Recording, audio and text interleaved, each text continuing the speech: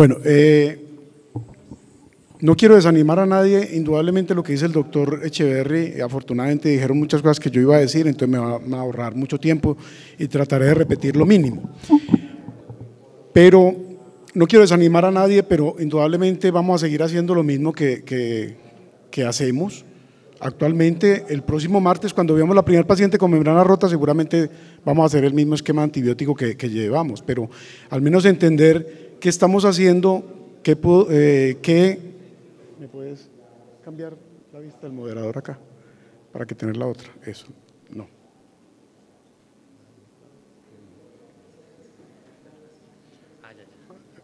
Eso. Si quiere así, si quiere ahora sí acérquese. Sí, aquí queda mejor. Entonces, cuando vamos a hacer un tratamiento médico, idealmente, ahí está bien. No, pero es que ya estaba saliendo.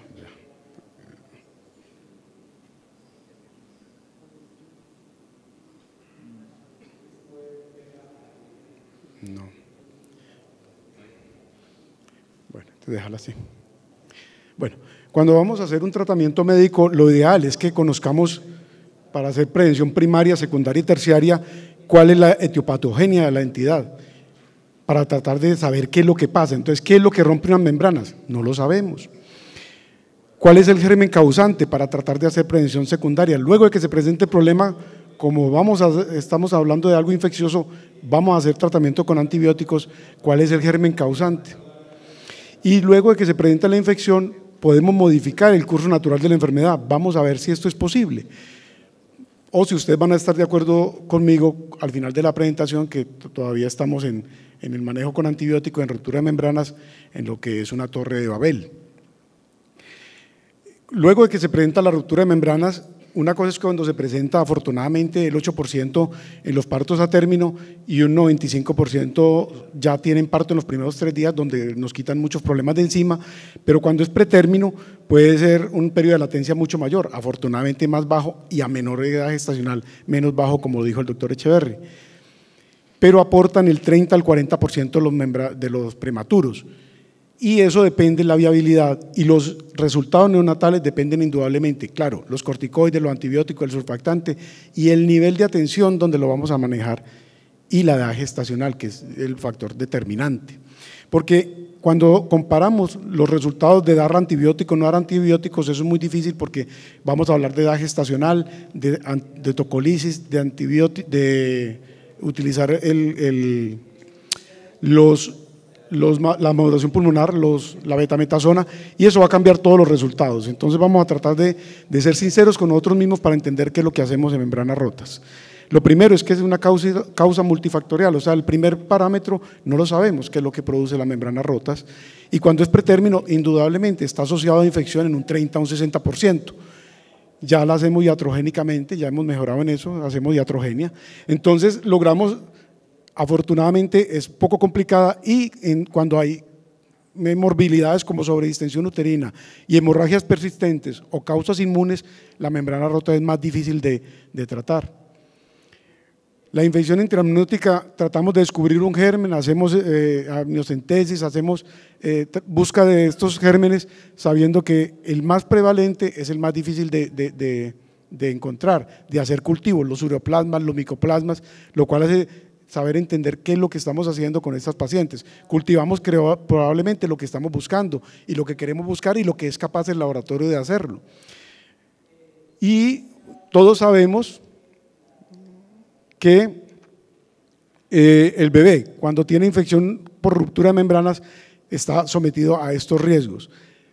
Corioneonitis clínica es muy diferente a corioneonitis histológica, como lo vamos a mencionar posteriormente, y la madre, que se nos olvida mucho, vamos a tener madres con riesgo de hemorragia, riesgo de infección quirúrgica, absceso pélvico y shock séptico en un 1% con estas membranas rotas.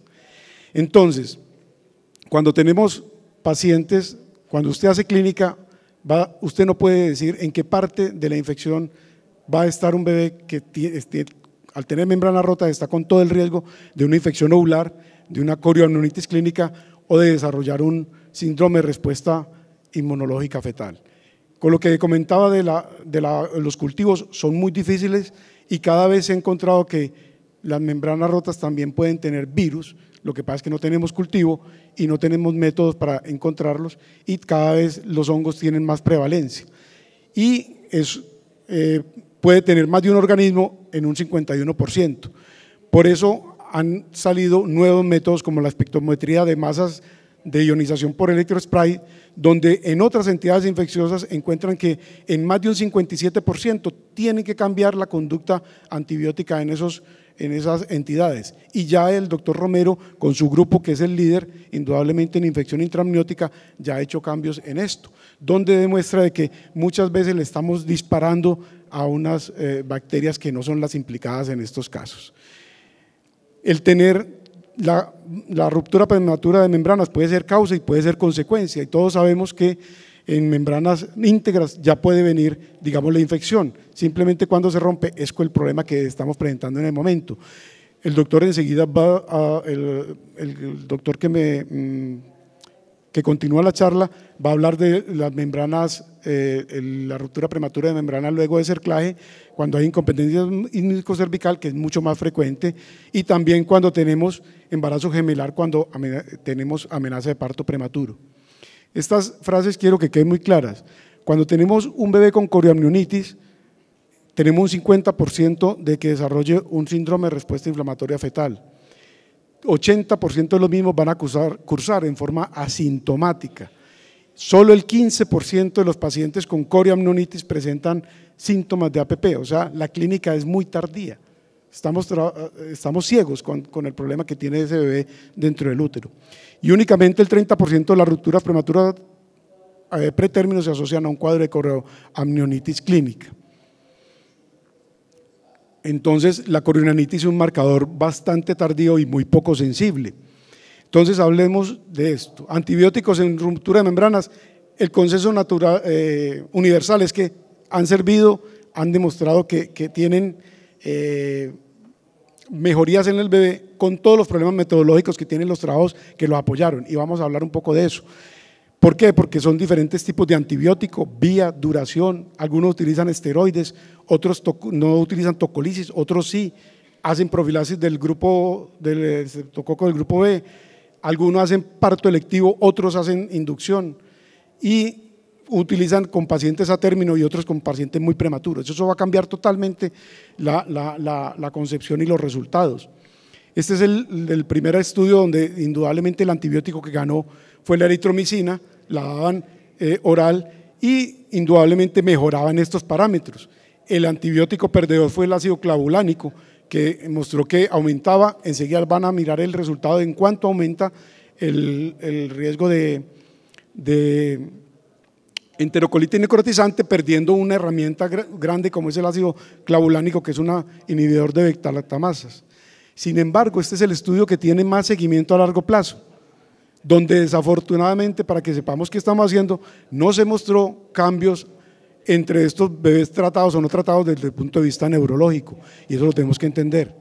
El otro metaanálisis muy mencionado es el de la revisión Cochrane, con 22 trabajos y 6.800 pacientes, que es un peso muy grande, donde indudablemente logran mejorar la prolongación de la gestación, la corioamnionitis, el ingreso a UCI, las normalidades cerebrales, sin cambios en enterocolitis. ¿Qué se le critica a esta revisión Cochrane? Trabajaron con antibióticos orales, algunos de los trabajos que escogieron, mezclan mujeres a término con mujeres prematuros extremos, con amplios rangos de tratamiento, algunos utilizan esteroides y tocolíticos, otros no, y algunos le hacen profilaxis y otros no. Otra metaanálisis más juicioso es el trabajo de la red de unidades de medicina materno-fetal de Estados Unidos, donde cogieron menos pacientes, pero más limitadas, entre 24 y 32 semanas. Y es prácticamente el trabajo que hace lo que seguimos actualmente como guía en la mayoría de los centros de medicina fetal. Tiene la ventaja de que solamente trataron las pacientes colonizadas con estreptococo grupo B y no utilizaron ni corticoides ni tocolíticos, o sea que un mejor parámetro. Indudablemente estas son las mejorías con unas P significativas, pero quiero hacer énfasis en que miren por acá, por ejemplo, en sepsis neonatal, indudablemente la disminuye, pero todavía nos queda un 8%. En dificultad respiratoria la disminuyó un 40%, todavía nos queda un 40%. Entonces, entender si es totalmente relevante, indudablemente que sí, pero no es la panacea. Para mencionar solamente el Oracle 2, que se trataba de hacer el mismo tratamiento, pero en pacientes con membranas íntegras, que con antibióticos al contrario, fuera de mejorar el pronóstico neurológico de estos bebés, al contrario, lo empeoraba, para que sepamos cuando estamos manejando antibióticos qué estamos haciendo. Se dice que es porque los bebés están más tiempo enfrentados a citoquinas inflamatorias. Algunos dicen que también el tiempo de tratamiento fue insuficiente, pero sin embargo sabemos que si estamos prolongando el trabajo de la gestación, saber que esto se puede estar prolongando en estos bebés y saber desde el punto de vista médico-legal avisarle a los padres qué riesgo estamos corriendo. No es tan fácil hablar porque es que las diferentes, aquí sí se puede hablar de lo que es la Torre de Babel, los estadios, las metas donde decir de 32 a 34 semanas es lo que llamo yo el territorio de nadie. Algunos en los estudios lo mezclan y hablan de 30 a 32 y 32 a 34, pero en el siguiente párrafo del estudio van a concluir y hablan otra vez de menores de 34. Y es bastante difícil para hacer eso, el doctor ya habló de los pretérminos extremos. ¿Qué hacer con una paciente que rompió a término? La terapia se hace inducción o se hace manejo expectante. La mayoría, afortunadamente a los 3 días, va a desatar un trabajo de parto. A las 28 horas el 95% ya ha tenido el parto. Pero indudablemente a medida que aumentan las horas, aumentan estos riesgos. Corioamnionitis, entre 9 y 12 horas empieza a aumentar el riesgo. La endometritis en un 16%, a las 16 horas, perdón, y la hemorragia posparto con 8 horas. Y los estudios muestran como un 4% de las pacientes a los 7 días a término no han arrancado su trabajo de parto, lo cual no es despreciable. Indudablemente hay acuerdo a nivel mundial de que se hace profilaxis del estreptococo beta hemolítico y no me voy a detener en las diferentes terapias. Es un germen relativamente sensible, tiene esa ventaja. Miren que el CDC recomienda la cefazolina en ese esquema y no hay tanto problema con utilizar pues la profilaxis de estreptococo B.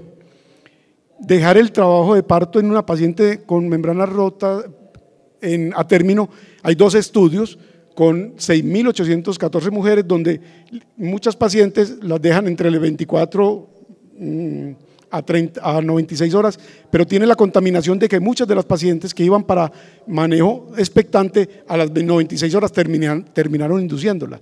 Indudablemente muestran de que el manejo activo muestra, sin aumentar la cesárea, sin aumentar el parto instrumental, ni la infección fetal, demuestran de que hay cierta mejoría para las pacientes con el manejo activo con inducción.